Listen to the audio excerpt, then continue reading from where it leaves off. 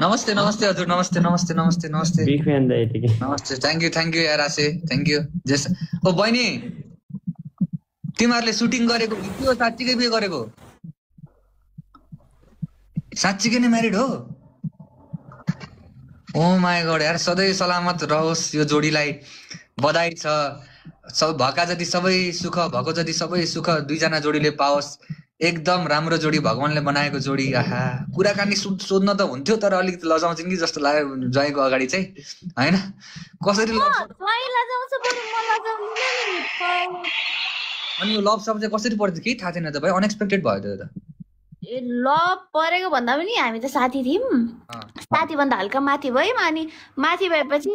आमा बाउलाई पनि मन पर्यो उतापट्टि नि मन पर्यो यतापट्टि नि मन पर्यो ल त्यसो भए बिहे गर भने बिहे गराइदियो ए ल ल ल यस्तो राम्री यो बहिनी जस्तो राम्री बुढी आशेले पाएको छ अब ज्वाइँ पनि हेर न ज्वाइँ बुढी बहिनीले पनि यस्तो राम्रो ज्वाइँ पाएको छ एकदम है मेरो साइडबाट एकदम माया छ हामी सबै खुसी छौँ म त विश्वास लागेको थिएन साँच्चीकै मैले अघि सोधिरहेको थिएँ सबैलाई अब त विश्वास लाग्यो नि अब चाहिँ विश्वास भयो अब चाहिँ ल बधाई छ राम्रोसँग बस्नु दुईजना एकअर्कालाई माया गर्दै कसैको शैतानको आँखा नलागोस् यो जोडीलाई एकदम जति पनि बुरी नजर छन् सबैलाई थुक्दै फालिदिन्छु एकदम माया छ है यो जोडीलाई नजर नलागोस् माया छ मेरो दुईटा हाम्रो अब ज्वाइँ भन्ने कि उता बहिनी र ज्वाइँ नै भन्नुपर्दा दुईजनालाई चाहिँ एकदम मनदेखि है माया छ राम्रो फलिफाप हुँदै जाओस् यताउति गर्दै जानु राम्रो गर्दै जानु ल ठिक छ त माया छ दुईटालाई धन्यवाद ठिक छ तर के गर्नु सँगै छैन टाढो टाढो छ कसरी सक माथि सक हेर्नु म तपाईँले ठ्याक भन्छु है हिजो बेलुका ट्याक्रेक्क बिसक्यो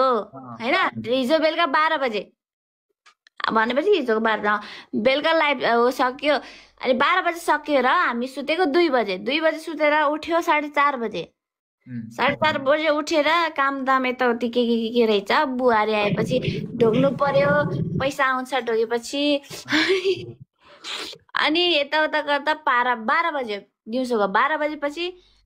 म काठमाडौँ झर्नु पर्ने भयो गाउँबाट रेस्टुरेन्ट काम भएर अनि फेरि तल झर्यो अनि छुट्यो हामी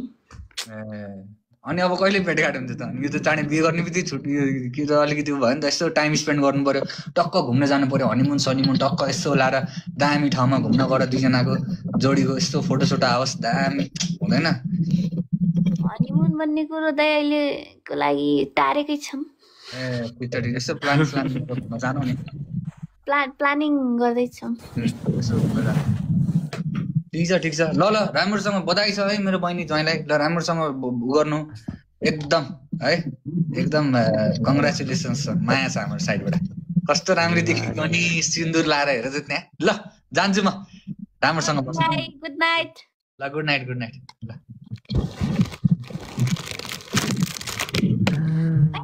थ्याङ्क यू सो मच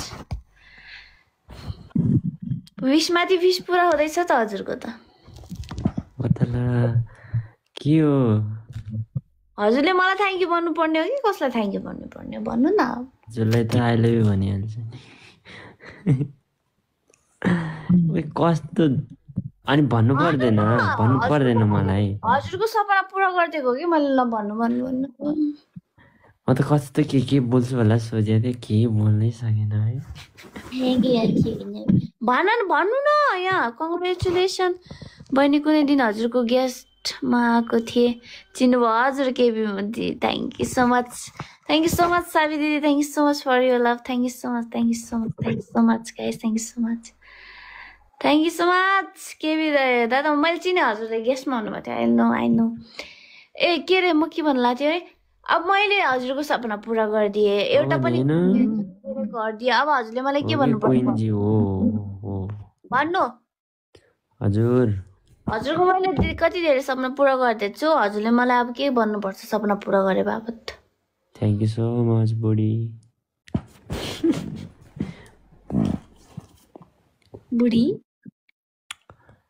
मलाई भएन प्यारी नरिसाउनु न यो पनि भएन ठिकले फर्स्टदेखि राम्रोसँग भन्नु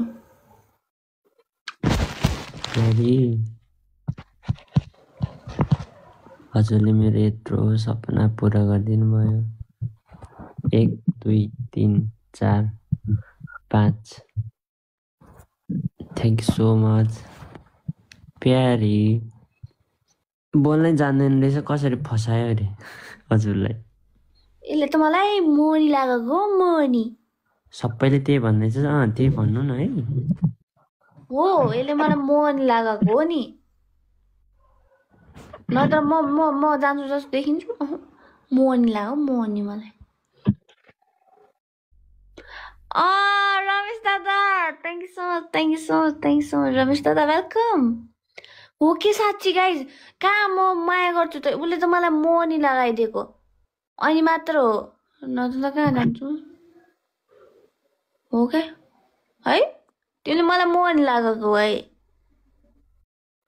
भन न।